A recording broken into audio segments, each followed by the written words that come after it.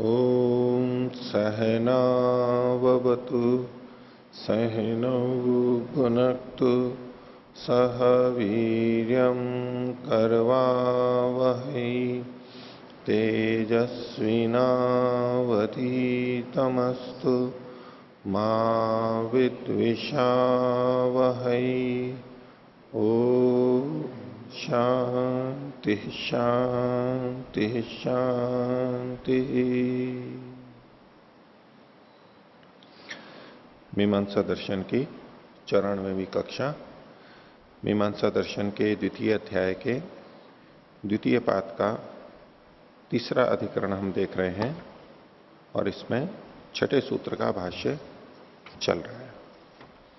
विषय है, इन्होंने कुछ वाक्य बताए थे, इनमें अंगांगी भाव क्या है, इसमें प्रधान कर्म कौन है, गौण कर्म कौन है, ये बात चर्चा चल रही है। तो इसमें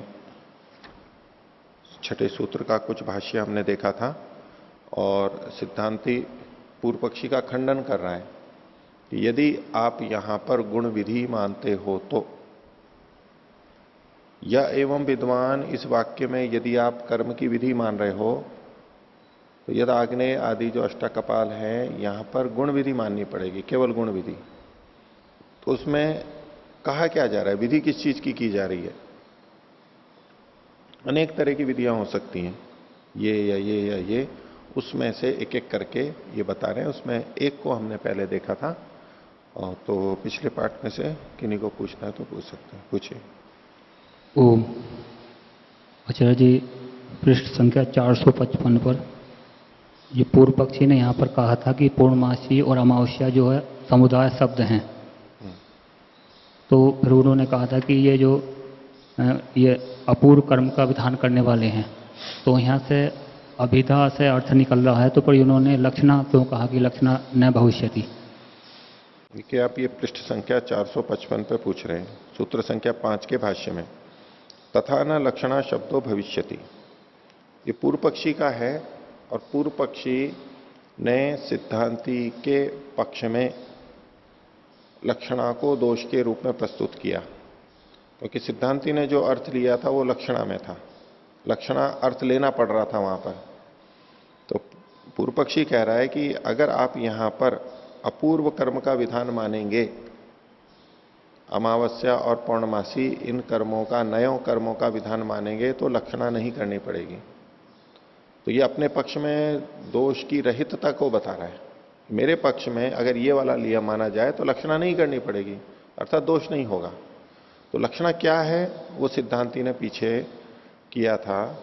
सिद्धांती इस वाक्य को या एवं विद्वान में पौर्णमासी अमावस्या इन शब्दों को नए कर्म का वाचक न मान करके आग्नेय आदि अष्टाकपाल जो पूर्व के कर्म कहे गए हैं उन सब के समुदाय के रूप में मान रहा था।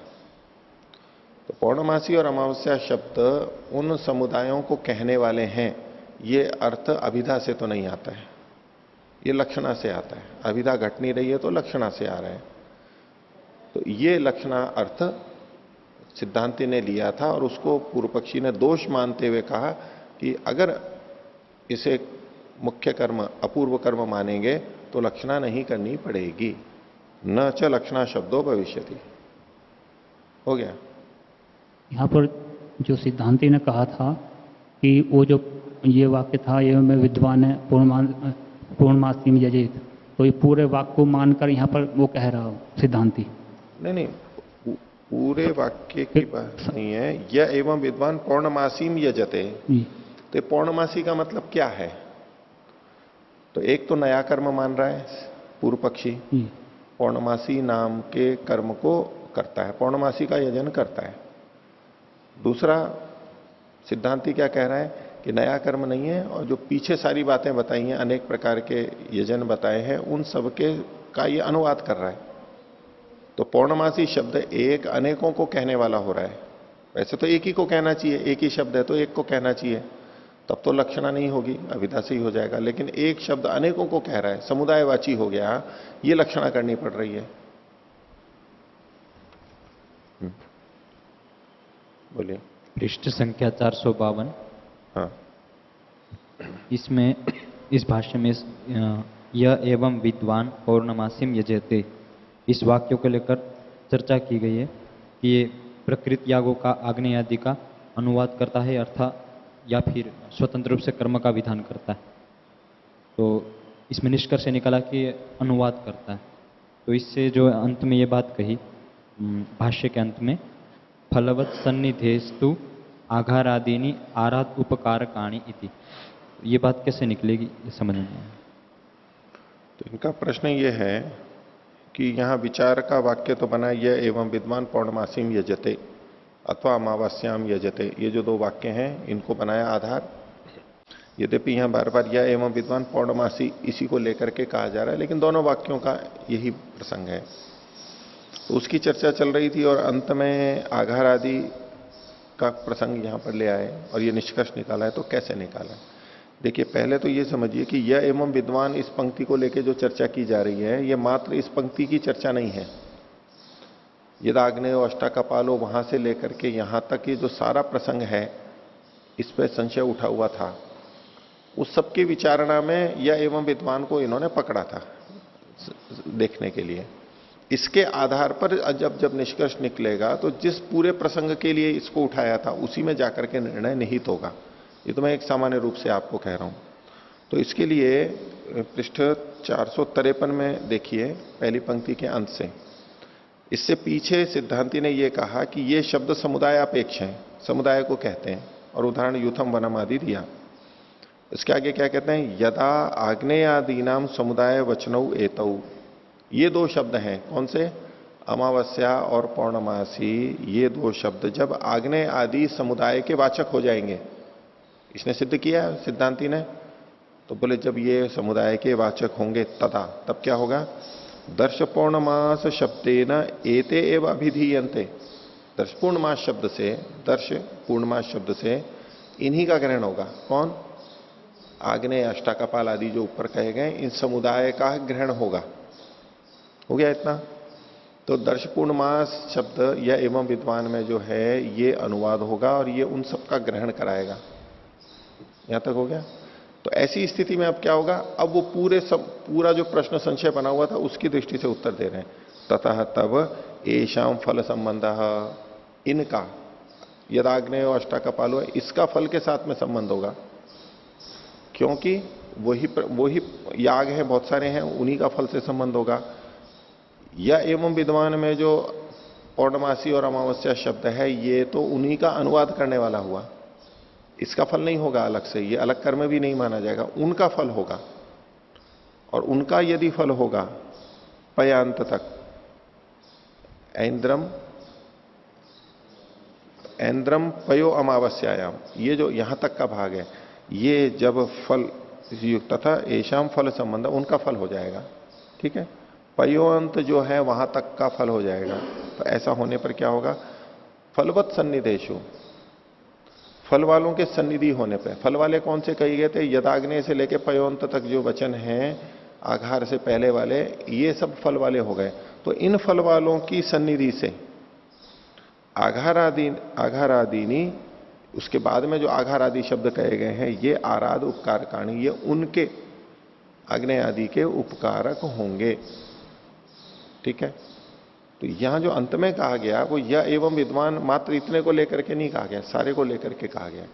यह एवं विद्वान में जब निश्चय हो गया कि ये अमावस्या और पौर्णमासी शब्द समुदाय के वाचक हैं, जब ये निर्णय निकल गया तो किन समुदाय के वाचक हैं वो आया। तो जो जिस समुदाय के वाचक हैं वो फल से संबद्ध हुआ, वो फल से संबद्ध हुआ तो उससे जुड़े हुए जो वाक्य हैं वो उनके उपकारक हुए। ऐसे चल करके निकाला। ये तो आ गया समझ में जी। तो ये जो 453 पृष्ठ में जो दूसरी पंक्ति आई थी, हाँ, तदा दर्श पौर्णमास शब्देन एते एव अभिधीयन्ते, हाँ, ये समझ में नहीं आया क्या? हाँ, तब देखो, तब कब? यदा पहले लिखा हुआ है, उससे जोड़िए। यदा आग्नेय आदि नाम समुदाय वचनौ एतौ, कौन? अमावस्या और पौर्णमासी शब्द। या एवं विद्वान पौर्णमासीम यजते यजेता, ये पौर्णमासी और नीचे अमावस्या, इन शब्दों से जब आग्नेय आदि, जब ये दोनों शब्द आग्नेय आदि समुदाय के वाचक होंगे तो दर्शपूर्ण मास शब्द से इन्हीं का ग्रहण होगा। किनका? आग्नेय आदि का। 10 पूर्णमास शब्द से उस समुदाय का ही ग्रहण होगा। ये कहाँ से निकाल रहे हैं कहां से निकाला? जब पहले से निर्णय किया ना, ये समुदाय के वाचक हैं, ये शब्द समुदाय के वाचक हैं, नहीं तो व्यर्थ हो रहे हैं ये यहां पर। यहां कोई याग नहीं है, क्योंकि द्रव्य और देवता नहीं है यहां पर, याग का रूप ही नहीं है यहां पर। ये जो पीछे चर्चा चली, इसलिए ये पृथक याग के वाचक हो नहीं सकते हैं, ये समुदाय के वाचक होंगे। तो समुदाय के वाचक जब ये होंगे, तो जब ये शब्द आएंगे तो उसी समुदाय को कहेंगे। जब मान लीजिए यूथ शब्द या वन शब्द समुदाय का वाचक है, तो जब यूथ और वन शब्द आएगा तो किसको कहेगा? उन्हीं समुदाय को कहेगा, अपने अपने समुदाय को कहेगा। ऐसे ही ये 10 पूर्णमास शब्द के द्वारा इन्हीं का ही कथन किया जाएगा, याग आदि का, समुदाय का कथन किया जाएगा। ये बात हुई बस। ठीक है। और पृष्ठ 456 पर 456, हाँ, ये जो पंक्ति है, पौर्णमासी में अष्टकपाल पुरुडाश होता है हाँ। संबंध, तो इसमें अष्टकपाल पुरुडाश होता है और पौर्णमासी, तो यहाँ हम अमावस्या शब्द कहाँ से ला रहे हैं और क्यों ला रहे हैं? हाँ, वैसे तो देखिए पौर्णमासी शब्द को लेकर के ये चर्चा कर रहे हैं, लेकिन चूंकि ये चर्चा दोनों से जुड़ी हुई है, इसलिए वो भी साथ में आ जाता है। देखिए पृष्ठ संख्या 450,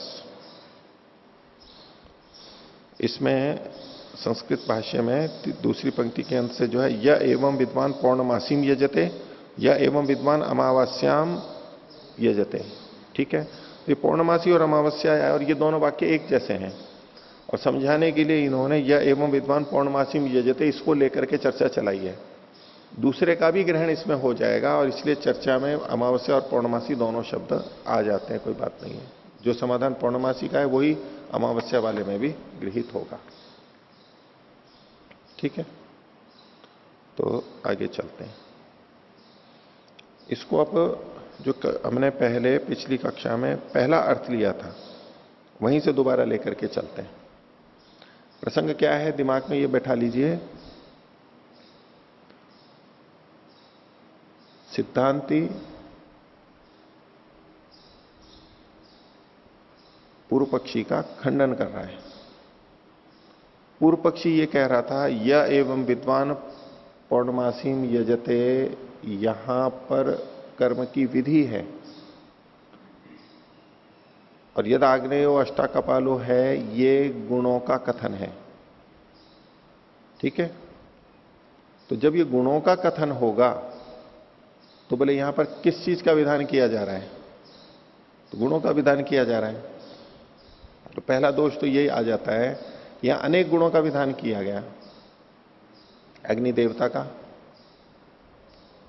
अष्टाकपाल पुरोडाश का। ठीक है, तो ये जो कईयों के विधान किए गए, तो अनेक गुणों का जब विधान किया जाता है तो ये अनेक विधियां हो गई। एक गुण का विधान ही हो सकता है एक बार में, दो का नहीं हो सकता है, अलग अलग अगर करें तो। नहीं तो दो विधि होगी, और विधि होगी तो वाक्य भेद हो जाएगा। एक वाक्य में एक ही विधि होनी चाहिए, दो विधि होते ही वाक्य भेद हो जाएगा। लेकिन यदि यथाग्नियों को में कर्म की भी विधि है और गुण भी कहे गए हैं, तब अनेक विधि नहीं मानी जाती है। क्यों नहीं मानी जाती है? तब गुण विशिष्ट विधि हो जाती है। ये जितने गुण अलग अलग हैं, ये कर्म से जुड़ते हुए कर्म को ही कह रहे होते हैं। तो कुल मिलाकर के एक ही विधि हुई, अनेक विधियां नहीं हुई, क्योंकि ये विशेषण के रूप में जुड़ते हुए कर्म को बता रहे हैं, विशेष्य को बता रहे हैं। तो चूंकि जुड़ चुके हैं, इसलिए एक ही विधि हुई। यदि स्वतंत्र देखेंगे, अगर यहां पर कर्म का विधान नहीं होगा, केवल गुणों का होगा, तो ये गुण आपस में तो जुड़े हुए नहीं है, ये क्रिया से जुड़ करके ही आपस में संबद्ध हो रहे थे। तो क्रिया है नहीं, कर्म को का विधान मान नहीं रहे हैं, तो अनेक गुणों का विधान होगा, क्योंकि गुणों में आपस में संबंध नहीं है। तो अनेक विधियां माननी पड़ेंगी, वाक्य भेद होगा, दोष आएगा।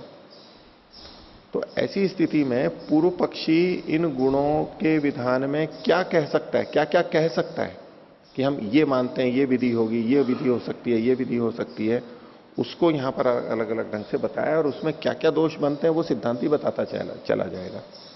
एक एक करके छोटी छोटी बात को लिया है। तो देखिए पहले से, इसको 456वें पृष्ठ पर प्रारंभ से ही देख लीजिए, फिर बार मैं तेजी से थोड़ा कर लेता हूं। कर्म चोदना व आग्नेयादय स्युहु। आग्नेय आदि जो है ये कर्म की विधि यानी गुण विशिष्ट विधि होवे, ये सिद्धांत पक्ष है। पूर्व पक्ष ने पूछा कुतः, तो सिद्धांत कह रहा है गुणानाम युगपत शासनात्, क्योंकि यहां पर कई गुणों का एक साथ कथन किया गया है। यदि केवल गुण विधि होती, अनेक गुणों का विधान किया तो वाक्य भेद होगा। इसलिए यहां पर गुण विशिष्ट विधि मानेंगे यानी कर्म का विधान भी मानेंगे तो अनेक गुणों का विधान संगत हो जाएगा, एक ही विधि होगी। तो कहा गुणानाम युगपत शासनात्। आगे एके नैव वाक्येन अत्र अनेकों गुणों विधातुम इष्यते भवता। सिद्धांति पूर्व पक्षी को कह रहा है, भवता मतलब पूर्व पक्षिणा, कि आपके द्वारा तो इस एक ही वाक्य से अनेक गुणों का विधान करने की इच्छा व्यक्त की जा रही है, आप ऐसा प्रयास कर रहे हो, जो कि ठीक नहीं है। न च शब्दांतरेण चोदिते कर्मणि अनेकों गुण परस्पर संबंधे च असति शक्यते विधातुम।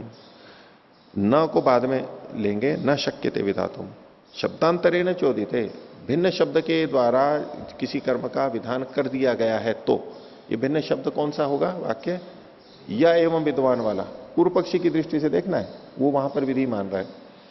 तो अन्य शब्दांतर के द्वारा कहे गए कर्म के होने पर अनेकों गुण, जब अनेक गुण कहे जा रहे हो किसी वाक्य में, ये अनेक गुण किस वाक्य में? यदाग्नेय में। तो ये परस्पर संबंधे च असति, और इनमें परस्पर संबंध भी नहीं है, तो ऐसे में न शक्यते विधातुम, इन गुणों का विधान नहीं किया जा सकता, अनेक गुणों का विधान नहीं किया जा सकता, वाक्य भेद हो जाएगा। इस पे पूर्व पक्षी ने पूछा था कि कथम, कैसे अनेक गुणों का विधान नहीं किया जा सकता है? तो अब वो एक एक करके अलग अलग ढंग से बताएंगे। बोले यदि तावत, अगर ऐसा मानते हो कि पौर्णमास्याम अष्टाकपालो भवति इति संबंधो विवक्षितः। अब आप अपने मन में इस वाक्य को रखिए जो हमने इस अधिकरण के प्रारंभ में लिया था, यद आग्नेयो अष्टाकपालो अमावस्यायाम पौर्णमास्यायाम च अच्युतो भवति। बस इस वाक्य को दिमाग में रखिए। और इसमें भी आग्नेय, अष्टाकपाल और अमावस्या, या तो पूर्णमासी ले लीजिए। आग्नेय, अष्टाकपाल, पौर्णमासी, भवती। अच्युतो भवती ठीक है, वो अच्युत साथ में जुड़ा हुआ है, लेकिन भवती ले लीजिए। इनके ऊपर सारी चर्चा चलेगी अब। तो कहते हैं कि इसका वाक्यार्थ बोध क्या है, क्या चीज कही जा रही है यहां पर? तो कोई अनेक गुण तो बता नहीं सकता पूर्व पक्षी, अनेक गुण बताएगा तो वाक्य भेद हो जाएगा, अनेक विधि होगी। वो कोई एक चीज बताना चाहेगा जिससे कि वाक्य भेद नहीं हो। वो एक चीज क्या हो सकती है? तो उसमें कहा कि पौर्णमास्याम अष्टाकपालो भवति इति संबंधो विवक्षित है। यहां केवल एक संबंध बताया जा रहा है, पूर्व पक्षी ऐसा कहे। क्या संबंध बताया जा रहा है? कि पौर्णमासी में अष्टाकपाल होता है, पौर्णमासी में अष्टाकपाल होता है। ये पौर्णमासी और अष्टाकपाल के संबंध को बताया जा रहा है बस। न तो पौर्णमासी कर्म को बताया जा रहा है, न अष्टाकपाल का विधान किया जा रहा है, बस इनके संबंध को बताया जा रहा है। ठीक है, ये नई चीज है, संबंध को बताया जा रहा है केवल। इति संबंधो विवक्षिता। तो कहते हैं न तदा, अगर ये मानते हो तो उस समय में न तदा अयम अर्थो अष्टाकपाल सत्तया अभिसंपद्यते। तो ऐसे में ये अष्टाकपाल का जो अर्थ है, अष्टाकपाल का अर्थ क्या है? वो पुरोडाश, अष्टाकपाल वो पुरोडाश है, वह सत्तया, सत्ता से मतलब भवती, इससे संबद्ध नहीं हो पाएगा। देखो, पौर्णमास्याम अष्टाकपालो भवती, इस वाक्य में भवती का संबंध अष्टाकपाल से है, यह हमें दिखाई दे रहा है। लेकिन यदि पूर्व पक्षी ये कहे कि नहीं, पौर्णमासी और अमावस्या, पौर्णमासी और अष्टाकपाल का संबंध बताया जा रहा है, तो बताने वाली चीज क्या है? यहां पर क्रिया होगी ना, क्रिया ही तो बता रही है, भवती होता है, यही तो बता रहा है। तो यदि संबंध को बता रहा है तो फिर अष्टाकपाल को नहीं बताएगा भवती, क्योंकि वहां जुड़ चुका है वो। ये आक्षेप किया उसने। तो कस्तर ही फिर बोले किसको बताएगा? तो अष्टाकपाल है पौर्णमास्या अभिसंपद्यते इति। आपके में जो कथन है तो वो तो अष्टाकपाल पौर्णमासी के साथ में संबद्ध होता है। पौर्णमास्या यहां पर पौर्णमासी से, तृतीया एक वचन है, उससे संबद्ध होता है। और तत्र तदा भवतिर वर्तते, चूंकि अष्टाकपाल पौर्णमासी से संबंध होता है तो तत्र, तत्र मतलब उस संबंध में, उस संबंध में तब भवती विद्यमान होगा। भवती उस संबंध को कहेगा, होना, किसका होना? संबंध का होना। जब संबंध को कहा जा रहा है तो जो क्रियावाची पद आएगा भवती, वो संबंध को ही कहेगा। भवती शब्द उस समय में संबंध को कहेगा आपके अनुसार, वो पूर्णाश के होने को नहीं कहेगा। आक्षेप दे रहा है। तदानीम आग्नेय इति अयम अस्य अंतिकाद अपि उपनिपतितो भवति संबंधा भावात न अनेन संबंधुम अर्हति अष्टाकपाल आग्नेयो भवति इति।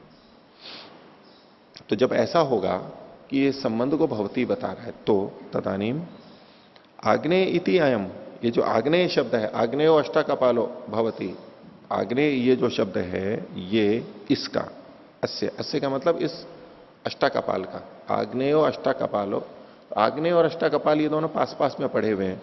तो ये आग्नेय शब्द अस्य मतलब पूर्व अष्टाकपाल शब्द के अंतिकादपि उपनिपतित है, पास में होता हुआ भी।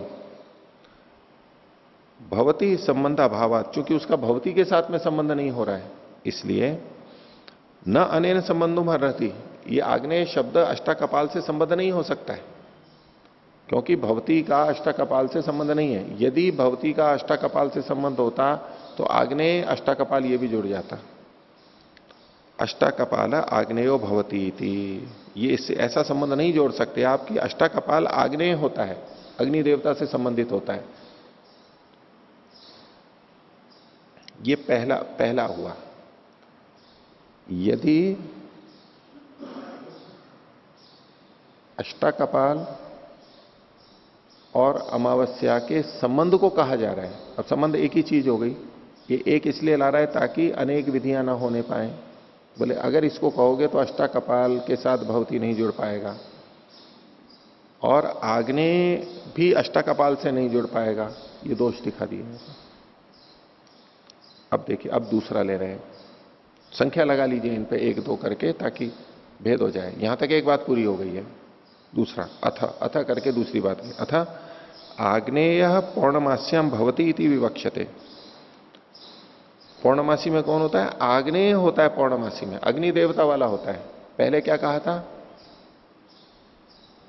पौर्णमास्याम अष्टाकपाल, पौर्णमासी में अष्टाकपाल होता है। अब कहा पौर्णमासी में आग्नेय होता है, अष्टाकपाल को हटा दिया। तो आग्नेय पौर्णमास्याम भवती इति विवक्षते, ये अगर विवक्षा है तो तदा आग्नेय पूर्वाशयो असंबंध एवं स्यात्।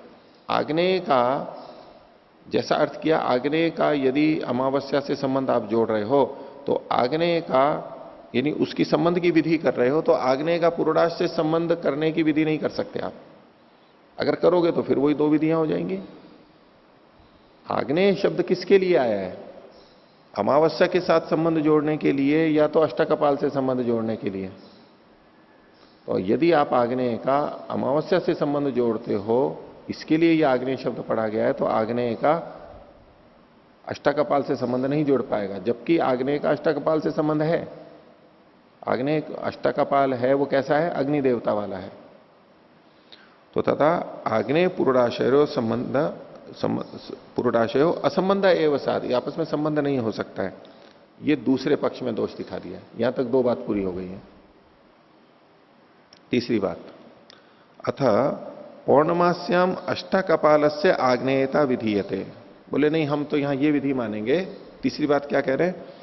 पौर्णमासी में अष्टाकपाल की आग्नेयता कही जा रही है। तो वो 3 ही शब्द थे ना, आग्नेय, अष्टाकपाल और पौर्णमासी। तो पहले तो 2 को लेकर के किया था, पौर्णमासी के साथ अष्टाकपाल को, पौर्णमासी के साथ आग्नेय को। तो बनी नहीं बात, एक कुछ छूट जाता है। वो मिला करके करना चाहता है एक ही चीज कि अमावस्या में नहीं, पौर्णमासी में एक ही बात है। पौर्णमासी में अष्टाकपाल की आग्नेयता कही जा रही है। अगर केवल यूं कहें अष्टाकपाल की आग्नेयता कही जा रही है तो पौर्णमासी छूट रहा था। पौर्णमासी में अष्टाकपाल की आग्नेयता कही जा रही है, तो विधि क्या हुई? पौर्णमासी में जो अष्टाकपाल है वो अग्नि देवता वाला है, ये अग्नि देवता वाला है, ये कहा जा रहा है।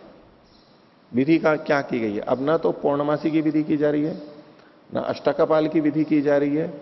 पौर्णमासी में जो अष्टाकपाल होता है, पौर्णमासी में जो अष्टाकपाल, ये अनुवाद लिया है, अब नया नहीं कहा, कथन किया जा रहा है, पहले का कहा हुआ लेकर है। पौर्णमासी में जो अष्टकपाल होता है वो आग्नेय होता है। तो ये जो पौर्णमासी वाला अष्टकपाल है उसको आग्नेय से जोड़ा जा रहा है, इतनी सी विधि की जा रही है बस। अब एक ही विधि दिखेगी ना हमारे को, इसलिए कहा अथ पौर्णमास्याम अष्टकपाल से आग्नेयता विधीयते। तो बोले तत्र वक्तव्य, वहां आपको ये कहना पड़ेगा, प्रश्न उठ जाएगा आपकी बात में, प्रश्न खड़ा हो जाएगा।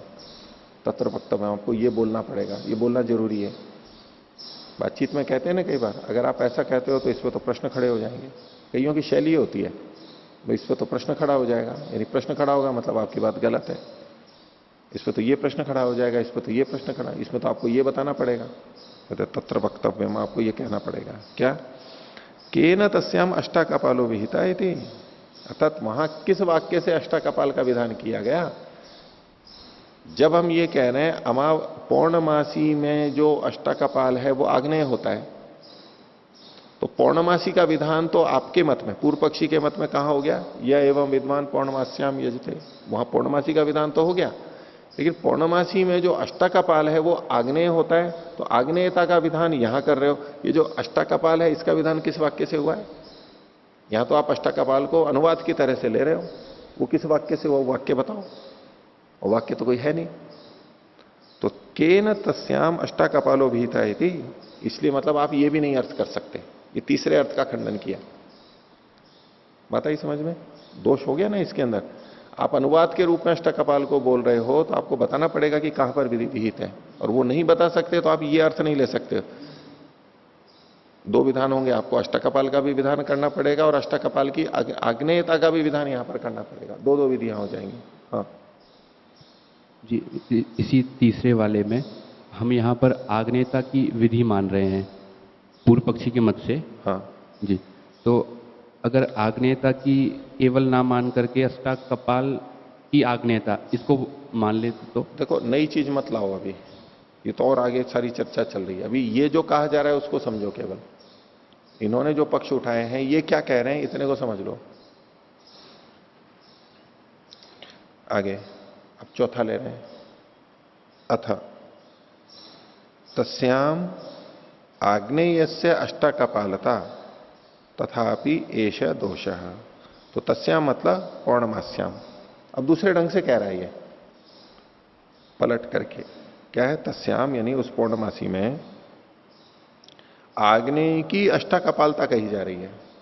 पिछले वाले से इसमें क्या भेद है, पिछले वाले में कहा था अमावस्या में अष्टकपाल की आग्नेयता कही जा रही है, अब कहा अष्टकपाल में आग्नेय की नहीं, पौर्णमासी में आग्नेय की अष्टकपालता कही जा रही है। पौर्णमासी पहले से है और उसमें अग्नि देवता है, तो अग्नि देवता के लिए क्या है, अष्टकपाल पूर्वनाश है, ये कहा जा रहा है। पहले क्या था, पौर्णमासी में अष्टकपाल है, ये अष्टकपाल किसके लिए है, किस देवता के लिए, अग्नि देवता के लिए, आग्नेय के लिए। अब कहा जा रहा है पौर्णमासी में अग्नि देवता है और इस अग्नि देवता के लिए क्या है, अष्टकपाल है। वो केवल उसको पलट दिया है, तो इसलिए कहा तथापि एष दोष है, वहां भी ये का यही दोष आएगा। क्या दोष आएगा, क्या दोष आएगा, किसका विधान, किसका विधान। पिछले में तो कहा था केन तस्याम अष्टकपालो विहिता, किस वाक्य से अष्टकपाल का विधान है। नीचे का तथापि ऐसा दोष है, यहां भी यही दोष आएगा। तो क्या दोष आएगा कि यहां अष्टकपाल किस वाक्य से कहा गया है, ठीक है, वही दोष है ना जो पिछला वाला था, उसी तरह का दोष है, वही दोष है, मतलब उसी तरह का दोष है कि पिछली बार ये पूछा था कि अष्टकपाल का विधान कहां है, यहां कहेंगे अग्नि देवता का विधान कहां है।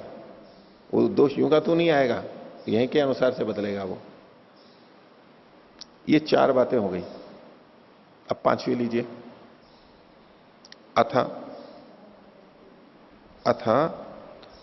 पौर्णमासी इति उभाभ्याम संबद्धेत।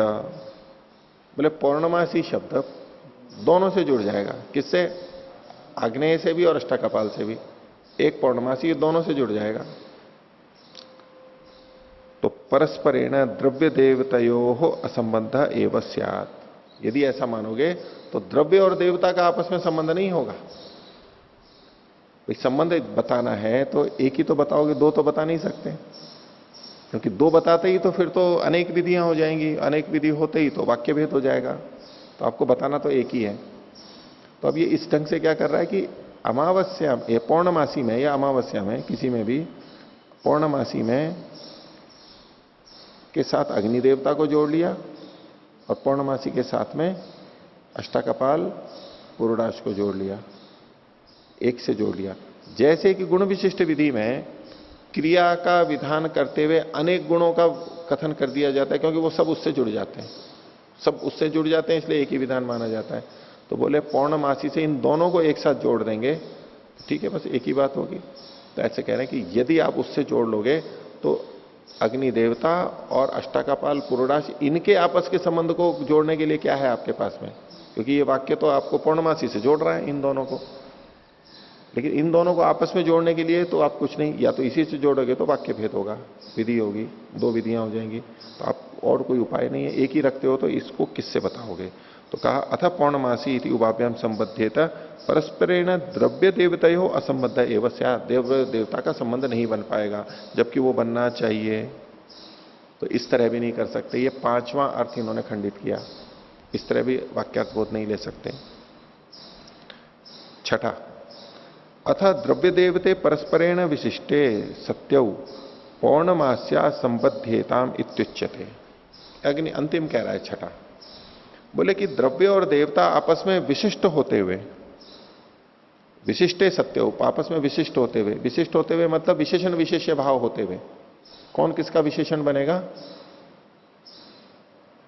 अष्टाकपाल विशेष्य बनेगा और आग्नेय विशेषण बनेगा।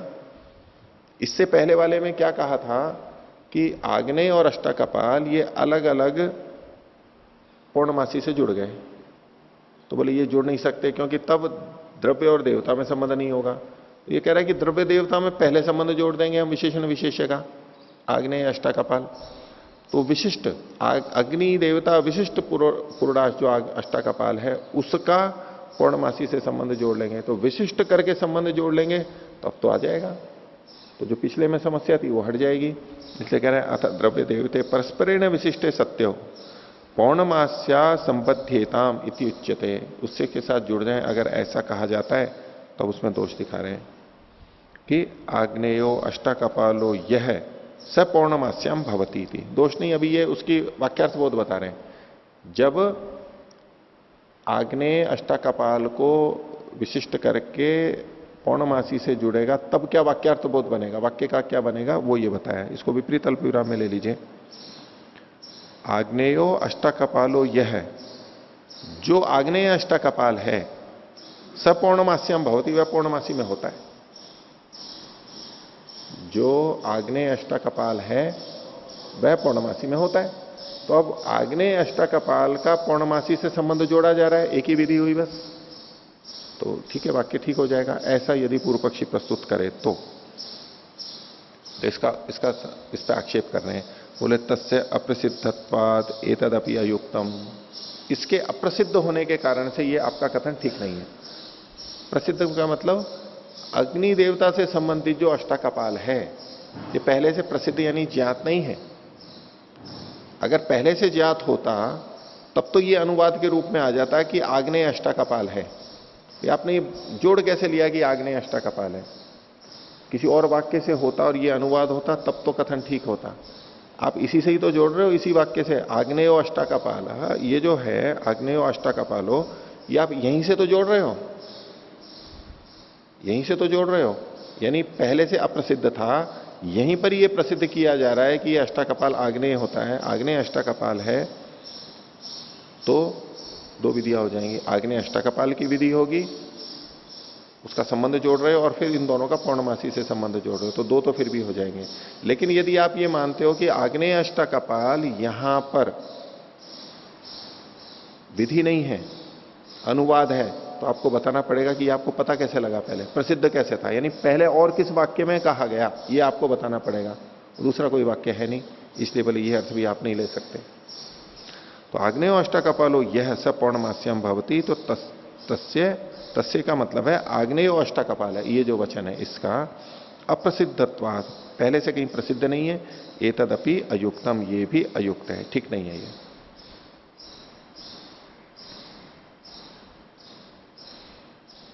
अब इसके आगे का और एक परिकल्पना कर रहे हैं, सातवां अर्थ कह सकते हैं इसको, या इसी से जुड़ा हुआ है, इसी से जुड़ा हुआ है वैसे तो छठे से ही, क्या कि अथ केनचित अग्नये संकल्पिता पौर्णमास्यम विधीयते।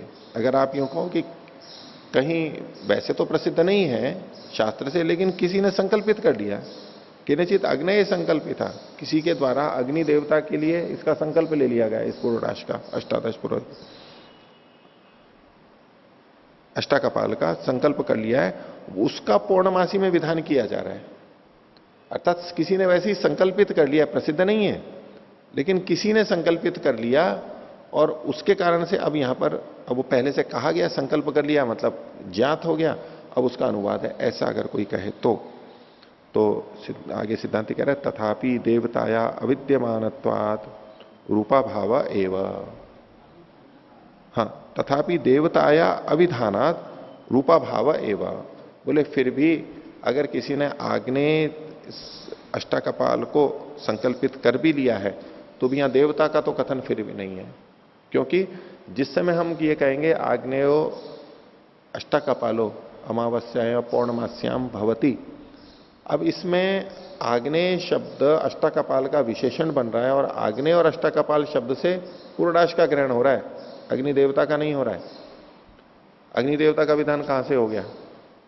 किसी व्यक्ति ने संकल्प किया कि ये पूर्णाश आग्नेय है, तो पहले अग्नि देवता का विधान भी तो करना पड़ेगा। उसने संकल्प क्या किया है? केवल ये पूर्णाश अग्नि देवता से संबंधित होता है, लेकिन अग्नि देवता का विधान कहां से लाए? पहले अग्नि देवता तो आना चाहिए, तब कहेगा कि ये पूर्णाश अग्नि देवता से जुड़ा हुआ है। तो अग्नि देवता का विधान कहां से कर दिया?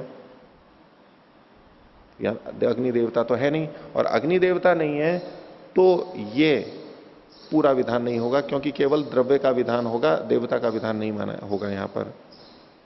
इसलिए इन्होंने कहा तथापि देवताया अविद्यमानत्वात् रूपा भाव एवं, क्योंकि देवता नहीं है इसलिए याग का जो रूप होता है पूरा, द्रव्य और देवता दोनों को मिला करके, तो देवता नहीं है तो पूरा रूप नहीं होगा, तो अरूप रूपा भाव एवं, रूप का अभाव होगा। और ऐसे में अगर कोई कहे कि अथा अग्निर्देवता भविष्यति थी कश्चित ब्रूयात, कोई कहे कि चलो इसी से अग्नि देवता को भी मान लेंगे, आग्नेय और अष्टाकपालों में आग्नेय कथन से इसी से अग्नि देवता को भी मान लेंगे, अग्नि देवता का भी विधान मान लेंगे। अगर ऐसा कोई कहता है तो सवक्तव्य, उसको यह कहा जाना चाहिए क्या? मिथश्च अनर्थ संबंध इति। ये सूत्र है हमारे पहले अध्याय के चौथे पाद का 15वां सूत्र, पीछे आ गया।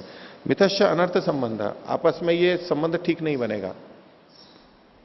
क्या संबंध ठीक नहीं बनेगा? कि एक तरफ आग्नेय शब्द अष्टाकपाल से जुड़ करके लग रहा है, संबंध को उससे जुड़ रहा है, और एक तरफ आग्नेय से अग्नि देवता की विधि भी बताई जा रही है, यानी विधि भी के रूप में भी प्रस्तुत हो रहा है और अनुवाद के रूप में भी प्रस्तुत हो रहा है। ये दो चीजें नहीं हो सकती हैं, एक साथ दो चीजें नहीं हो सकती हैं, ये दोष आएगा।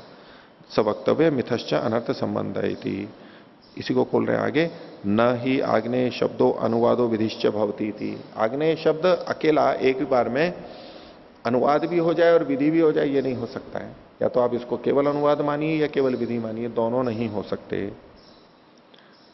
और अगर इस पे कोई कहे, पूर्व पक्षी कहे कि कल्पयिष्यामो देवतामिति चेत, कोई कहे कि हम देवता की कल्पना कर लेंगे, तो सिद्धांति कह रहे हैं न असति विधाने देवताया अभावात। अगर आप विधान नहीं है देवता का तो देवता का अभाव ही मानेंगे, अगर विधान नहीं है तो देवता का अभाव ही मानना पड़ेगा। आप ऐसे कल्पित नहीं कर सकते, देवता को आप ऐसे कल्पित नहीं कर सकते। अपूर्व तो हमें मानना पड़ता है, कल्पित जो करते हैं अपूर्व अदृष्ट वो तो मानना पड़ता है, क्योंकि बाकी सारा विधान है, कर्म बताया गया है, तो उसका कुछ ना कुछ फल प्रयोजन होना ही चाहिए। लेकिन आप देवता का की जो कल्पना कर रहे हैं, ये आप कल्पना नहीं कर सकते कि कौन सा देवता होगा, ये तो विहित है तो ही स्वीकार होगा। तो न असति विधाने देवताया अभावात, असति विधाने, न को तो इधर कर लिए, असति विधाने, विधान नहीं होने पर देवता का अभाव होने से। आगे संबंधी शब्दों एवं देवता इति, ये जो देवता है वो संबंधी शब्द है, दूसरे से जुड़ता है। स एव अग्नि अष्टाकपालस्य, कि ये देवता जो शब्द है हमेशा उसके लिए जो द्रव्य होता है उससे जुड़ा हुआ रहता है, विशिष्ट हो जाता है। तो कहते हैं स एव अग्नि अष्टाकपालस्य देवता, इसमें एव शब्द को हम बाद में लेंगे। तो स अग्नि अष्टाकपालस्य एव देवता, ये जो अग्नि है ये अष्टाकपाल का ही देवता है, न आज्य से, आज्य का नहीं है। एव शब्द को वहां लेंगे। तस्माद अवश्यम आग्नेय अष्टाकपाल संबंधो विधातव्य है। इसलिए आग्नेय और अष्टाकपाल का संबंध तो आपको बताना ही पड़ेगा, और आग्नेय अष्टाकपाल को आपको पौर्णमासी में भी बताना पड़ रहा है, संबंध जोड़ना पड़ रहा है, तो अनेक हो गया, अनेक विधियां हो गई। तो स एष यागो भवती थी।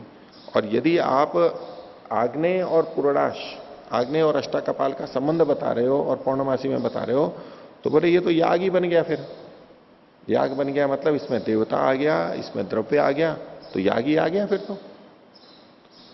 और याग आ गया तो क्या हुआ? तेन पौर्णमासी याग से अपरो याग संबंधी विधीयते। तो आपके मत के अनुसार क्या बनेगा? या एवं विद्वान में तो पौर्णमासी का विधान पहले से हो चुका, और यहां पर भी चूंकि द्रव्य और देवता आ गया तो उस पौर्णमासी याग का ही एक संबंधी अन्य याग का यहां विधान किया जा रहा है, ऐसा अर्थ निकल के आएगा। पौर्णमासी याग का पहले से विधान हो चुका आपके मत में, यहां पर फिर से देवता से युक्त होकर के द्रव्य का विधान किया गया, इससे पौर्णमासी याग का ही एक और अपर संबंधी याग यहां पर विहित किया जा रहा है, यह अर्थ निकल के आएगा। न द्रव्यम देवतावा, न तो वहां द्रव्य का विधान माना जाएगा न देवता का विधान माना जाएगा, एक नए याग का विधान मानना पड़ेगा। ये एक और दोष दिखा रहे पूर्व पक्षी पर। आगे न च यागस्य यागांतरम रूपम भवति, लेकिन एक याग का दूसरा याग कोई रूपांतर नहीं होता है कि एक याग है और उसी का रूपांतर एक दूसरा याग हो, ऐसा कभी भी नहीं होता है। इसलिए ये आपका अर्थ भी ठीक नहीं है। अतो रूप अवचनात् पौर्णमासी अमावस्या असंयुक्त न अपूर्वयो कर्मणोर विधातारो। तो इसलिए रूपावचनात्, रूप का अवचन होने के कारण से, या एवं विद्वान में रूप का वचन नहीं होने से पौर्णमासी और अमावस्या से संयुक्त जो समुदाय है, दो वाक्य हैं, वो पूरे जो समुदाय हैं, ये न अपूर्वयो कर्मणो विधातारो, ये अपूर्व कर्म के विधान करने वाले नहीं होंगे, अर्थात ये अनुवाद करने वाले होंगे। पूर्व में जो आग्नेय आदि कहा गया उसका अनुवाद करने वाले होंगे, नए कर्म के विधान करने वाले नहीं होंगे। यहां तक इन्होंने बात की। अलग अलग अर्थ, अलग अलग जिस समय देख रहे हैं, कुछ तो अलग अलग लग ही रहा होगा ना, कि कभी इससे जोड़ा कभी इससे जोड़ा, क्या ये हो सकता है, क्या ये हो सकता है, उन सबका खंडन किया।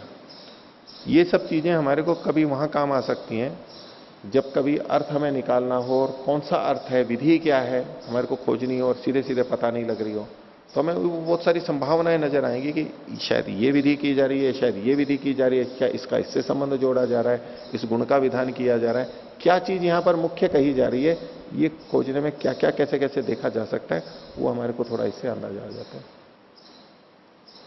आगे देखिए, अब एक और आक्षेप पूर्व पक्षी ने किया था, उसका उत्तर दे रहे हैं।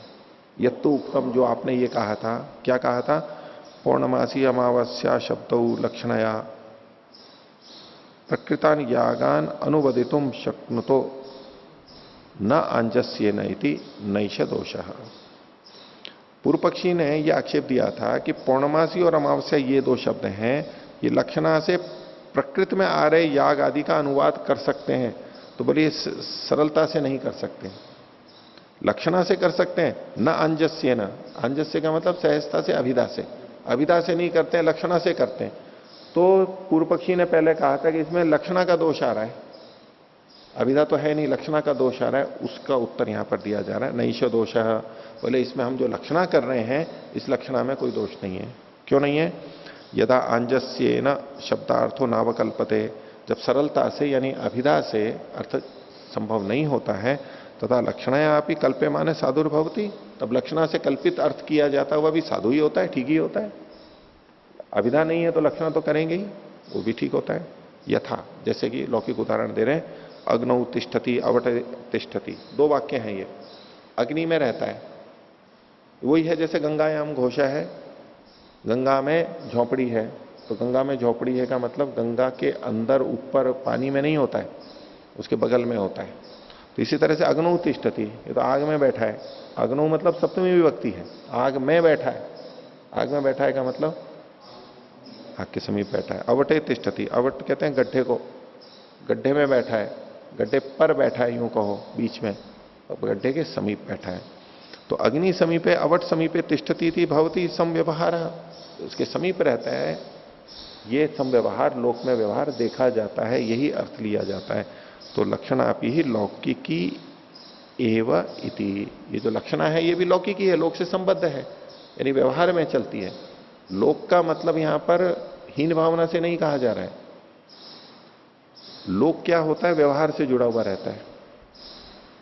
लोक शब्द व्यवहार से, कोई ऐसा व्यवहार होता है, ये एक प्रमाण के रूप में प्रस्तुत किया जा रहा है, ऐसा अर्थ लिया जाता है, ऐसा अर्थ हम समझते हैं, व्यवहार में आ रहा है, ये है यहां पर लोक का अर्थ। क्योंकि लोक वही होता है जो व्यवहार में है।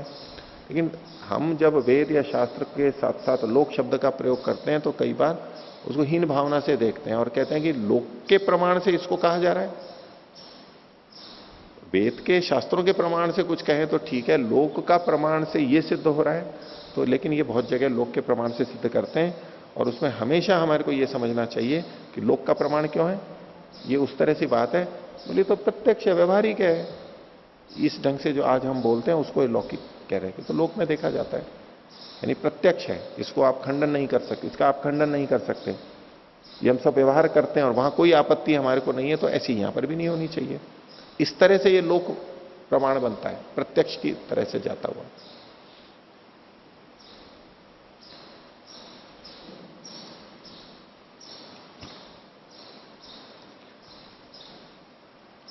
आगे देखिए, सिद्धांति ही अपनी बात की पुष्टि और कर रहा है। 7वां सूत्र, व्यपदेशश्च तद्वत्, बोले इसी तरह से व्यपदेश भी हमें प्राप्त होता है, कथन भी प्राप्त होता है। किस रूप में? कि ये आग्नेय आदि जो है ये प्रधान है। तो वाक्य दिया इन्होंने, उग्राणी व एतानी हविंशी अमावस्यायाम संभ्रियंते। अमावस्या में ये जो हवियां हैं ये उग्र रूप, ये उग्र हवियां हैं, उग्र हवियां ली जाती हैं। उग्र मतलब तेजस्वी, निंदित अर्थ में नहीं, अच्छे अर्थों में तेजस्वी, विशेष गुणों से युक्त, उग्र, तीव्र, अधिक अच्छी, जिसपे गुणों का उद्रेक हो, अच्छा हो, ऐसी हवियां ली जाती है।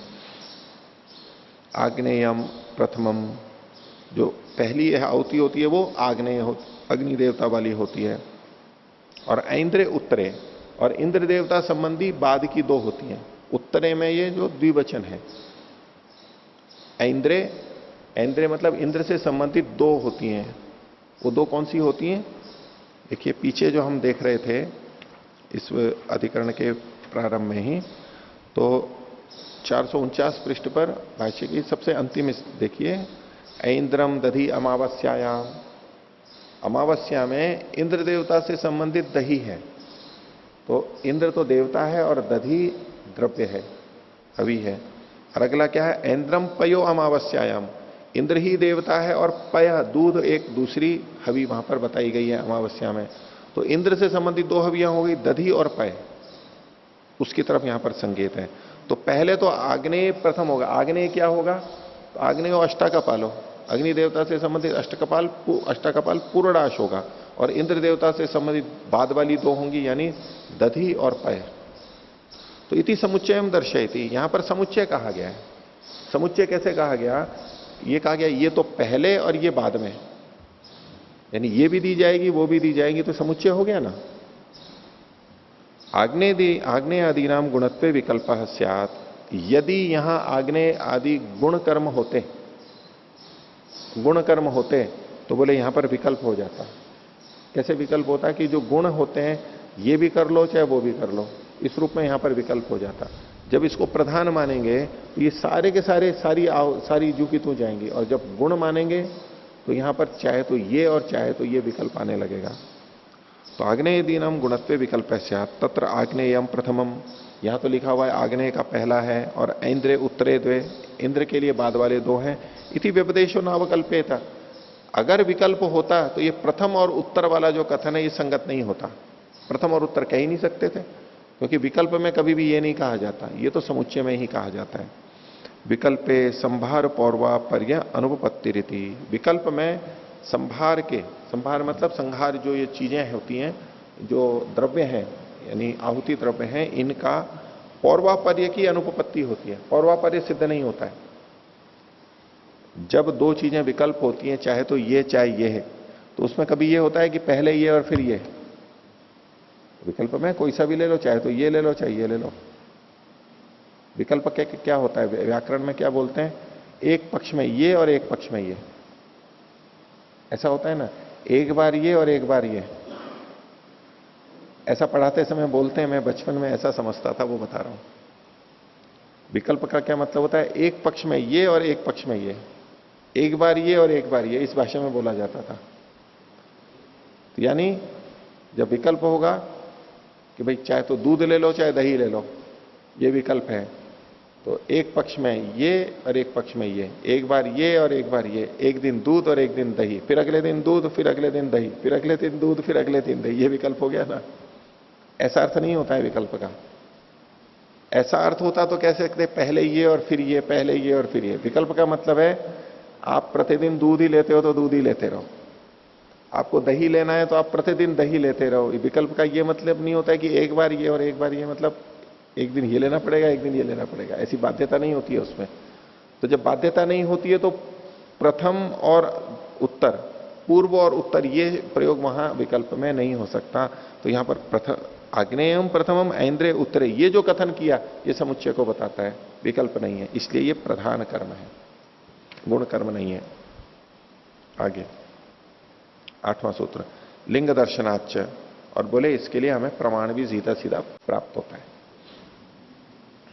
लिंगम च दृश्यते, क्या लिंग दिख रहा है, चतुर्दश पौर्णमास्याम आहुतयो हुयन्ते, पौर्णमासी में 14 आहुतियां दी जाती हैं, और त्रयोदश अमावस्यायाम, अमावस्या में 13 आहुतियां दी जाती हैं, एक आहुति का अंतर आ रहा है इति।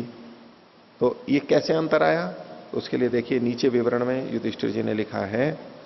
तो पौर्णमासी की 14 आहुतियां क्या है, तो पहले तो 5 प्रयाज और 3 अनुयाज 8, और 3 प्रधान याग की आहुतियां। प्रधान याग की 3 आहुतियां हैं, वो कौन सी हैं, एक तो आग्नेय पुरोडाश होगा, फिर अग्निशोमीय उपांशु याग और अग्निशोमीय पुरोडाश, ये इन्होंने लिखा है यहां पर 3, और फिर 2 आज्य भाग और 1 शिष्टकृत, ऐसे करके 14 हुई हैं, ये 14 हो गई। और त्रयोदश अमावस्यायाम में लिखा है, ये है सान्नाय्य पक्ष में। सान्नाय्य कहते हैं दूध और दही को मिलाकर के जो आहुति बनती है वो सान्नाय्य कहते हैं, दोनों मिले हुए हैं। तो सान्नाय्य पक्ष में पूर्वत 5 प्रयाज, 3 अनुयाज और 2 आज्य भाग और 1 शिष्टकृत, ठीक है, ये 11 हो गई। और प्रधान याग की 3 आहुतियों की जगह 2 ही आहुतियां होती हैं, कौन सी, तो प्रधान याग के 3 द्रव्य आग्नेय पुरोडाश, ऐन्द्र दधि और ऐन्द्र पय होने पर भी आहुतियां 2 ही होती हैं, क्योंकि ऐन्द्र दधि और ऐन्द्र पय इनका एक ही देवता होने से दधि और पय दोनों को मिलाकर के आहुति दी जाती है, ये सान्नाय्य कहलाता है, दोनों को मिलाकर के। तो इसलिए आहुति की संख्या कम हो जाती है, इस कारण अमावस्या में 2 प्रधान आहुतियां होती हैं, पूर्व की 11 मिलाकर 13 आहुतियां होती हैं। इस ढंग से प्रस्तुत किया है इन्होंने यहां पर। तो इससे क्या पता लगा कि ये प्रधान है, ये जो केतु वहां पर जाएंगे, संख्या 13 गिनी गई है। यदि ये गुण होते तो यहां पर विकल्प होता, और विकल्प होता तो 13 संख्या नहीं होती, एक और कम हो जाती, क्योंकि या तो आग्नेय पुरोडाश होता या ऐन्द्र दधि या पय, इनमें से कोई सा एक होता, इनके बस एक ही होता, एक ही आहुति से हो जाता, 3 या 2 नहीं होते। ये संख्या इस बात को बता रही है कि यहां विकल्प नहीं है, और विकल्प नहीं है तो ये सब अनिवार्य है, यानी ये प्रधान है। यही कर्म इनकी यहां पर इसी ढंग से विधि की गई है।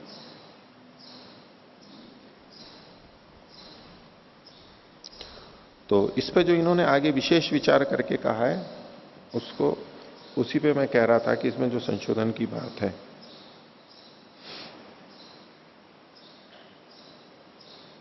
देखिए विशेष विचार को पढ़ लेते हैं। ऊपर अमावस्या की 13 आहुतियां बताई हैं, वह याज्ञिक समाचार व्यवहार के अनुसार है। पूज्य आचार्य पाद ने, यानी इनको जिन्होंने पढ़ाया था, उन्होंने हमें पढ़ाते समय इसी प्रकार उपपत्ति बताई थी।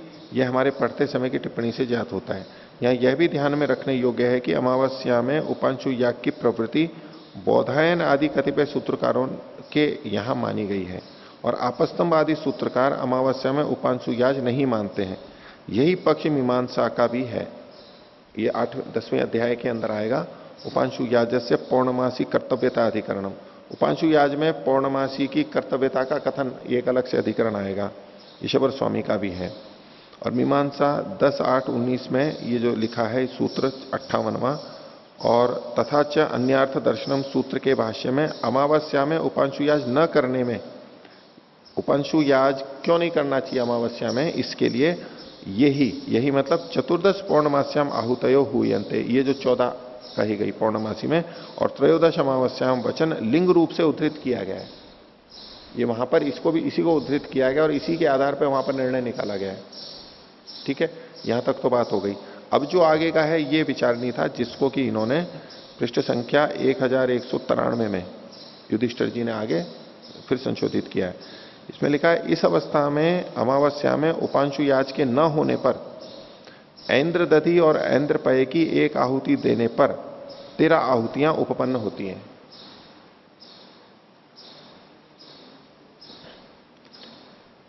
अमावस्या में, तो इन्होंने तो ये लिखा है ना, अमावस्या में उपांशु याज न करने में, उपांशु याज होगा ही नहीं वहां पर, और उपांशु याज नहीं होगा, जबकि नीचे क्या लिखने में आ गया, उपांशु याज के न होने पर ऐन्द्र दधि और ऐन्द्र पय की एक आहुति देने पर 13 आहुतियां उत्पन्न होती हैं। 11, एक आग्नेय पुरोडाश, एक ऐन्द्र दधि पय, कुल 13 हो गई। और उपांशु याज पक्ष में, हाँ अच्छा, जहां उपांशु याज नहीं होगा वहां तो ये 13 हो गई हैं, और उपांशु याज पक्ष में 14 आहुतियां हो जाती हैं। 14 आहुतियां हो जाती हैं। यहां पर ये 12 आहुतियों की दृष्टि से होना चाहिए, एक आहुति कम हो जाती है क्योंकि उपांशु याज वाली है ही नहीं।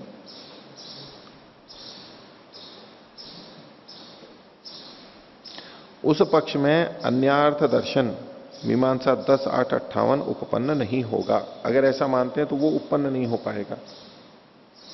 तो इसके लिए इन्होंने यहां पर लिखा है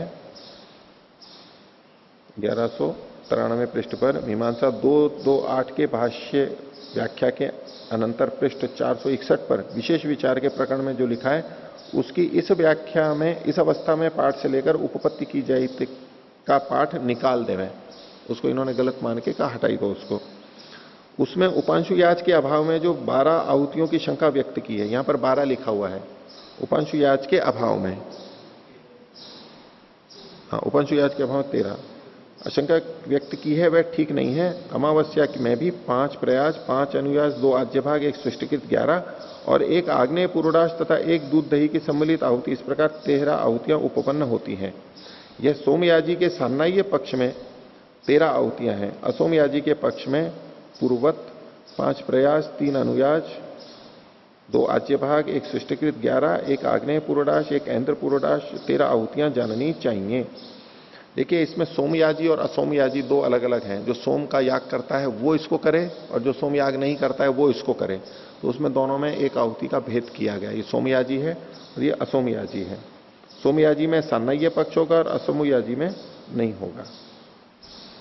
तो इन्होंने कहा पूर्व लेखन समय में आग्नेय याग की गणना न करने की भूल हो गई थी, पाठक उसे सुधार ले लें। थोड़ा सा और देखने की बात है कि ये लिखने में कुछ अस्पष्टता लग रही है, संगति इसको और देखते हैं। तो आज का पाठ इतना ही रखते हैं। प्रणाम करें।